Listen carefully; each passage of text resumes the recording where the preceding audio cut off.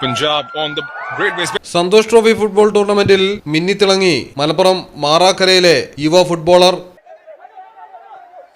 Here's Punjab on the great ways. Beg your pardon.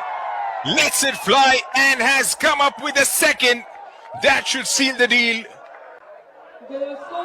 Subrata Murmu finding Edwin Turkey. Kadampuzha Marakkara സ്വദേശിയായ Kallen Abdul റഹീമാണ് റെയിൽവേസിന്റെ ജേഴ്സിയിൽ goal നേടി താരമായത്. പഞ്ചാബിനെതിരെ നടന്ന മത്സരത്തിൽ തകർപ്പൻ ഗോളും നിർണായക അസിസ്റ്റും ഒരുക്കി റഹീം മിന്നുന്ന പ്രകടനമാണ് കാഴ്ചവെച്ചത്.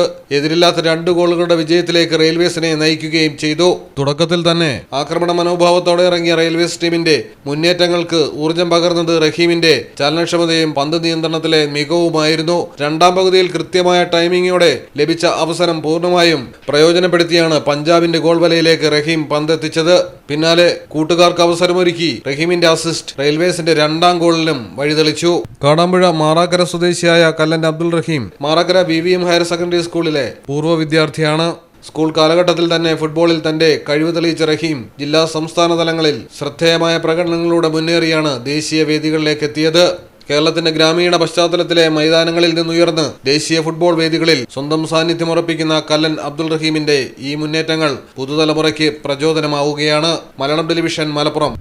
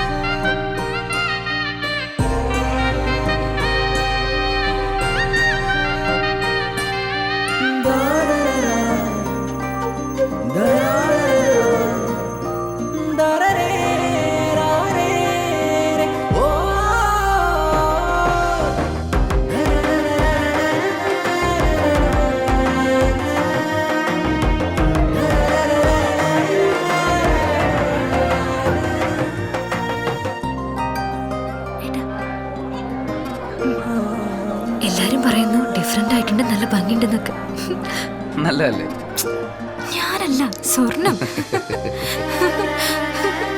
Safa Golden Diamonds, different by design.